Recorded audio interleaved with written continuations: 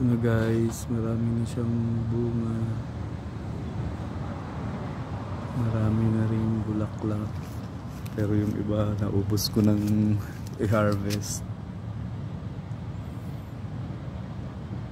Nakakatuwa guys. Nasa pot lang siya nakatanim. Pero maraming bunga. Kasi ginamitan ko ng organic fertilizers na gawa lang mula sa mga balat ng gulay at prutas.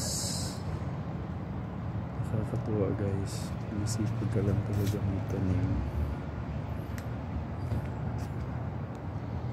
Iaanihin ka talaga in the future. Ito oregano guys, para panluto.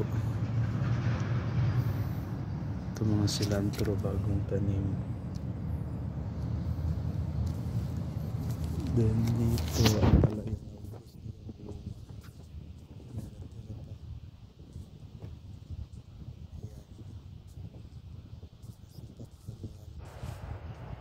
ito pa yung bunga. Ayan, mga kamatis, wala na, ang dami ko nang na-harvest dyan.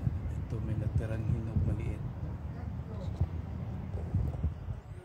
may alugbati sa ilalim, kakatinim lang. Then ito yung sita, no? Naubos na yung bunga, hindi ko na video. Ito malalaki yung kamatis pero isang puno medyo nasira yung puno niya. Ito malalaki ng bunga ng kamatis guys, nakakatuwa. Nasa pot lang yan. Ito ang daming bunga, malaki. Look at that, malalaki ng bunga. Ayan, sobrang laki ng mga bunga nila. Ito nasa pot lang yan guys. Yan o, yan yan, diba? Ang galing. God is so amazing guys.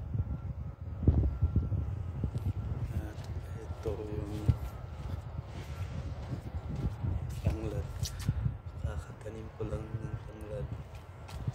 Then ito compost pit ko, compost pit magagamit in the future. Then ito yung ginawa kong organic fertilizer. Ito yung talong guys, tapos mga salad vegetables. Ito wala ng bunga, naubos na rin. Yan yung grapes. Yan, nasa pot lang din yung grapes ko. Kulang din ng fertilizer, yung bunga niya hindi natuloy. Yan, hindi natuloy yung bunga niya. Yan guys, yung mga sibuyas. Ito Brussels sprouts.